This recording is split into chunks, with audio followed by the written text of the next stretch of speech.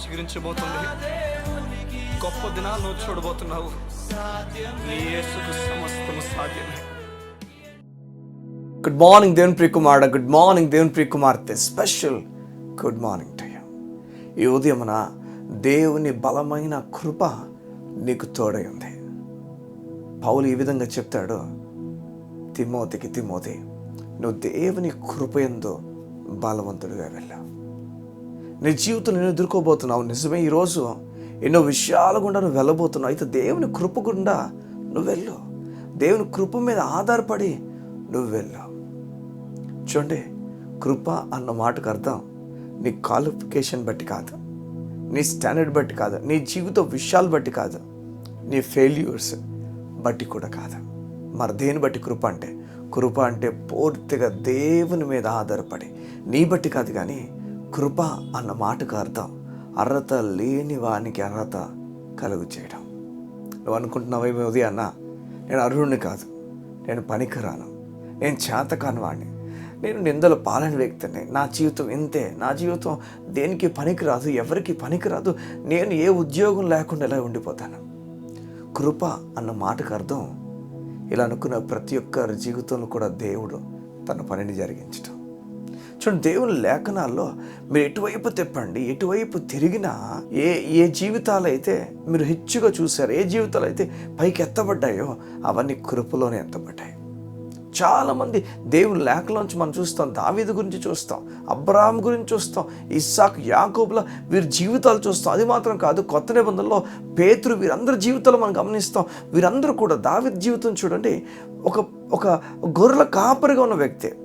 మహా అయితే ఏమవ్వగలడని చూస్తే ఏమవ్వగలడు, ఒక 100 గొర్రెలు కాపరి అవ్వగలడు, లేదా 100 గొర్రెల కాపర్లకు ఒక పెద్ద కాపరిగా అయిపోగలడు అంతే. తన జీవితంలో జరిగే ఒక విషయం తన బలం బట్టి అయితే అలా జరిగేదేమో. చూడ ఒక మాట చెప్తున్నారు, చాలామంది ఒక మాట అంటారు, లక్ మీద జరుగుతుందండి. నీకు లక్ కాదు, నీకు దేవుని కృప ఉంది. నీకు దేవుని కృప బట్టి జరగబోతుంది. నువ్వు నిరాశపడద్దు, నువ్వు కృంగిపోక దేవుని మీద ఆధారపడి అడుగులు వేసుకొని ముందుకు వెళ్ళావు. చూడండి, పేతురు గురించి మనకు తెలుసు. పేతురు గురించి విద్య లేని పామరుల వీరని, వారి గురించి అక్కడ చుట్టూ వాళ్ళు సాక్ష్యం ఇస్తారు, వీరు విద్య లేని పామరులు వీరా అని చెప్పి ప్రశ్నార్థకంగా వారి వైపు చూస్తారు. ఏమర్థం అవుతుంది చెప్పండి? దేవుని కార్యాలు గంభీరమైనవి. ఈరోజు విద్యాహీనుడువా, విద్య సరిగా లేని వ్యక్తివా, చదువుకోలేకపోయావు సరిగా, నువ్వు ఏ రోజే చదువుకోవాలో, ఏ సంవత్సరంలో అయితే చదువు మీద కాన్సన్ట్రేట్ చేయాలో దాని మీద కాన్సన్ట్రేట్ చేయలేక నువ్వు ఈ లోకపు విషయాల కొరకు, ఈ లోకపు పద్ధతి ప్రకారం, ఈ లోకంలో స్నేహితుల కొరకు పరిగెత్తుకుని వెళ్ళిపోయావేమో, నీ జీవితాన్ని వేస్ట్ చేసేసుకున్నావేమో, నీ లైఫ్ని వేస్ట్ చేసేసుకున్నావు. ఇంకా అనిపిస్తుంది ఇప్పుడు ఎటువైపుగా నా ప్రయాణం, అసలు ఏం జరగబోతుంది? కారణం ఇవన్నీ నీ క్వాలిఫికేషన్ బట్టి చూసుకున్నావు, నీ జీవిత విషయాలు బట్టి, నీ ఫెయిల్యూర్స్ బట్టి, నువ్వేం చేసావు దాన్ని బట్టి చూసుకున్నావు కనుక ఈ మాటలన్నీ నీకు వచ్చాయి. అలా కాకుండా అయ్యా, ఇటువంటి నా జీవితాల్లో నీ కృప ద్వారా పనిచేయబోతున్నందుకు నీకు వందనాలు.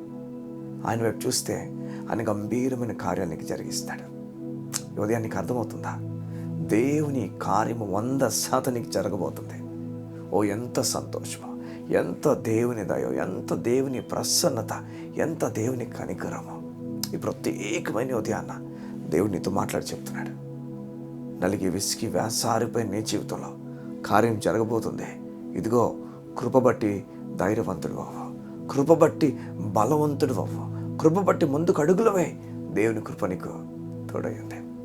చూడండి, జీవితాన్ని ఊహించుకున్నప్పుడు కృపలో ఊహించుకోవాలి, కృపలో చూడడం నేర్చుకోవాలి. బైబిల్ చెప్తుంది, కృపలో ఎవరైతే వారి జీవితాన్ని చూస్తారో వారు బట్టి దేవుడు సంతోషంగా ఉన్నాడని, వారు బట్టి దేవుడు సంతోషపడుతున్నాడని. ఉదయాన్న కృపలో చూస్తావా?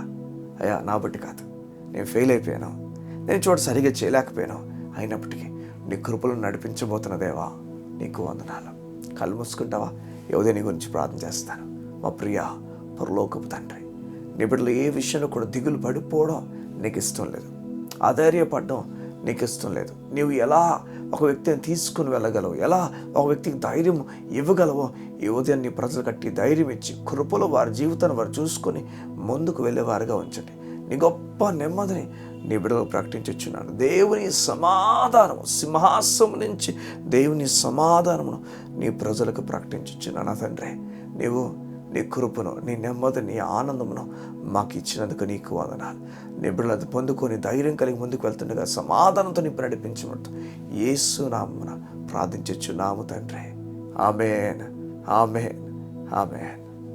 నీవు సమాధానం కలిగి ముందుకు వెళ్ళాలని దేవుడు కోరుతున్నాడు. దేవుడు నేను దీవించునుగాక.